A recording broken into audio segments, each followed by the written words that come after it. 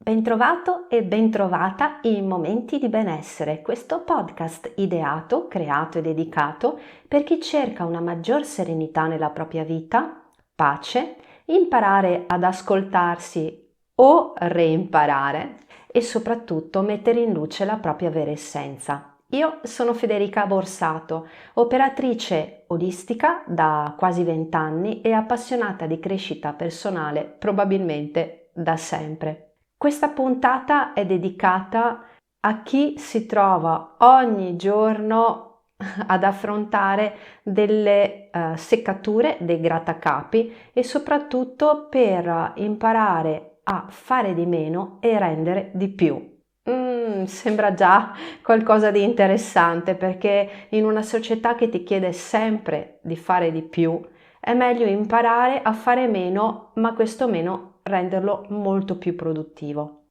Io delle volte mi sento davvero dentro a una centrifuga, sempre pressata da 1000 impegni, da 1000 scadenze, da chi mi cerca per affibbiarmi un lavoro in più, il telefono che suona, la lunga lista di mail che arrivano tipo dalla sera prima, da evadere, riunioni.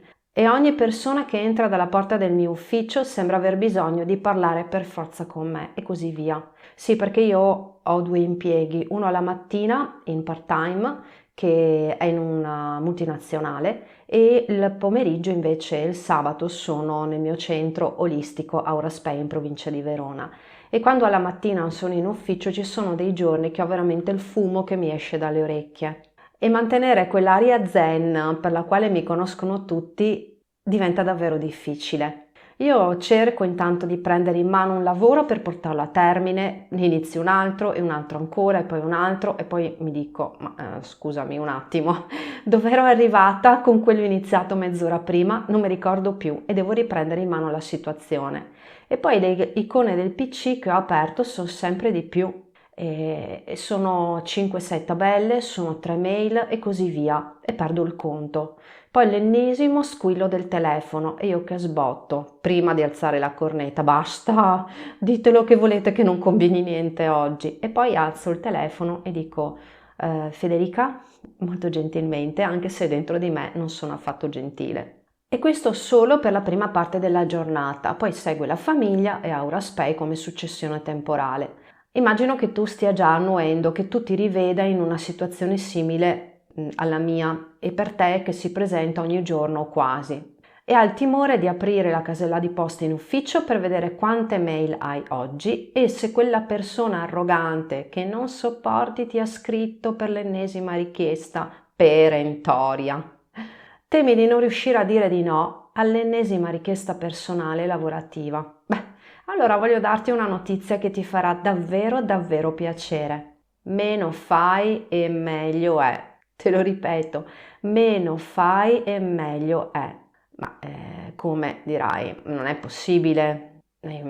Federica stavolta è impazzita. Ti preciso meglio. Hai mai sentito parlare del principio di Pareto 80-20?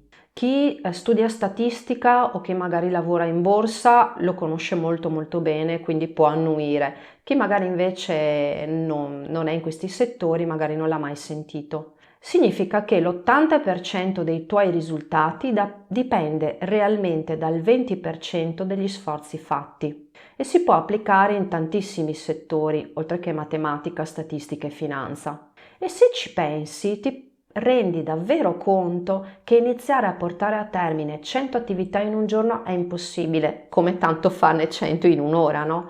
Eppure 50, onestamente, è veramente utopia.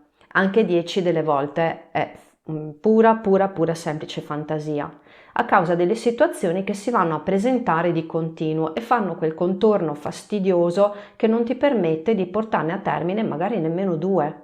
E molte di queste situazioni sono anche imprevisti. E come fare allora per mettere in piedi questa regola, la regola di Pareto, l'80-20? Ci sono diversi stratagemmi. Io ne ho adottati alcuni che devo dire mi stanno dando molte soddisfazioni. Li applico in ufficio, dove appunto, come ti ho detto, lavoro per una parte della giornata, prima di essere nel mio luogo felice, Aura Spay. E te li condivido molto molto volentieri. La prima, stacco il telefono fisso quando non voglio essere disturbata e metto in modalità aeroplano il cellulare per non sentire i continui ping delle notifiche, che il più delle volte magari sono ping, magari non di messaggio, di cosa urgente, ma di chiamate di call center che magari ho già messo in spam, oppure semplicemente delle offerte di certe app che ho scaricato magari per il cibo per i gatti, per dirti, no? Che mi informano sempre se ci sono degli sconti, però mi danno fastidio a un certo momento e quindi metto in modalità aereo il cellulare e il telefono lo stacco oppure semplicemente sposto la cornetta in modo che non sia più in sede.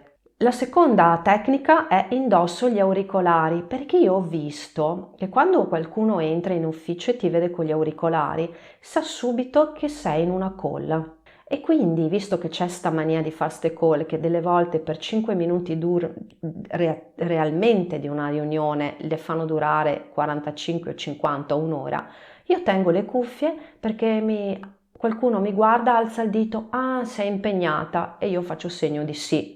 Invece in realtà metto gli auricolari, metto una playlist di musica binaural che te la consiglio perché aiuta molto la concentrazione, trovi molte playlist su YouTube.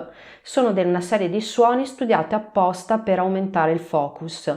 Dopo i primi 2 minuti è come stare isolati su un altro pianeta fatto di centratura e efficacia e questi suoni tu in realtà non li percepisci più.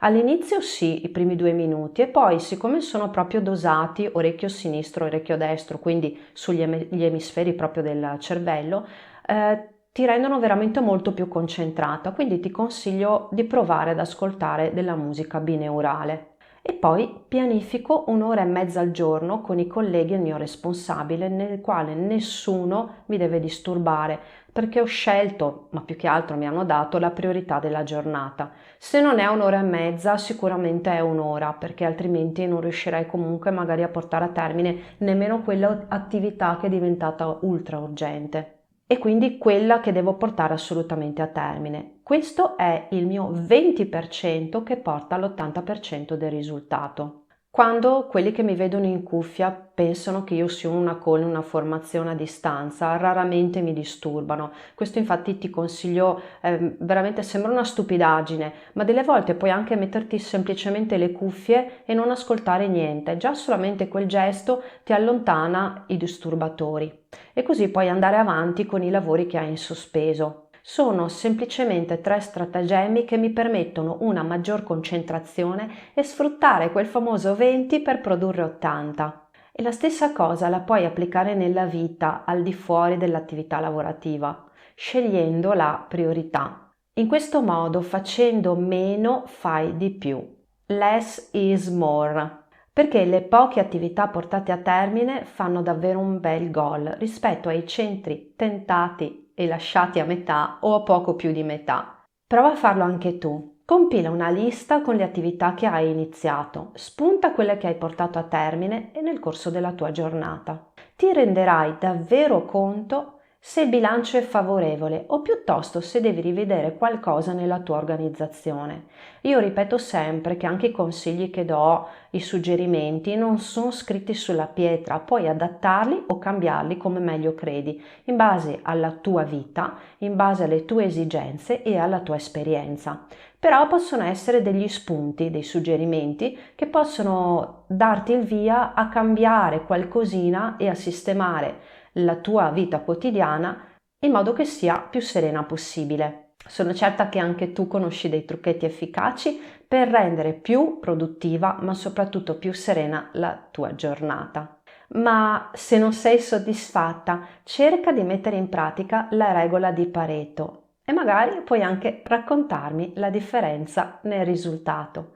Ricordati sempre che non è vero che più fai, più rendi e più le persone intorno a te penseranno che sei grande, che sei capace, che sei super produttiva. Molto spesso quando ci si carica di lavoro e magari non si riesce nemmeno a portarlo a termine, chi ti ha dato tutti quei lavori potrà avere un'opinione non proprio positiva, nel senso gli ho dato queste cose da fare e non è riuscita a farle, oppure ne ha fatte davvero poche. Magari invece usare una comunicazione veramente attiva e far presente con chiarezza le tempistiche soprattutto dei lavori, le tempistiche di quello che ti viene chiesto, può anche far ragionare la persona che ti ha dato queste priorità e comprendere effettivamente che il troppo stroppia. Ricordo parecchi anni fa, quando lavoravo in un altro reparto, per diversi mesi c'era stato dato un foglio da compilare con tutte le attività che portavamo avanti nell'arco della giornata, mettendoci i minuti effettivi e anche i minuti che andavamo a bere un caffè a metà mattina. E così a un certo punto, dopo mesi, io adesso non so se tutti quei fogli erano stati poi effettivamente letti o se qualcuno li aveva messi a fine statistico, ci si era veramente resi conto che tante attività non era possibile portarle a termine perché c'era troppa carne sul fuoco. Puoi magari farlo anche tu. Per una settimana ti tieni un foglio oppure un foglio su Excel, se non vuoi un foglio di carta, e mettere le attività che hai svolto nella giornata, il tempo che gli hai dedicato e quelle che sei riuscito a portare a gol e vedere alla fine della settimana quanto tempo in realtà è stato perso per attività magari non urgenti, non necessarie, che potevano essere rallentate o messe magari delegate, potrebbe essere anche delegate, oppure neanche prese in considerazione, che ti hanno rallentato in realtà quelle più importanti. Anche questo potrebbe essere un suggerimento. Molto bene, siamo arrivati alla fine di questa puntata e dove ti ho anche parlato un po' di com'è la mia vita in ufficio, non solo in quella di Auraspay, che lì i miei appuntamenti sono a ore, quindi non è che posso tanto sbagliare e inizio una persona e finisco con quella persona, quindi lì non è che posso neanche dirti tanto, pianifico in maniera diversa, lì è proprio a scadenza e non è che posso iniziare a lavorare su due persone contemporaneamente, quindi lì la pianificazione, l'organizzazione e tutto è molto molto molto più semplice, quindi ho voluto affrontare un discorso che riguardasse magari un lavoro di ufficio dove ti trovi a dover gestire e decidere che cosa prendere in mano e che cosa invece puoi lasciar stare. Spero che questa puntata ti sia piaciuta, nel caso metti un like e condividila e sai come al solito che noi ci possiamo sentire su Spotify, YouTube, Apple Podcast e tutte le principali piattaforme che condividono podcast e per il resto alla prossima settimana.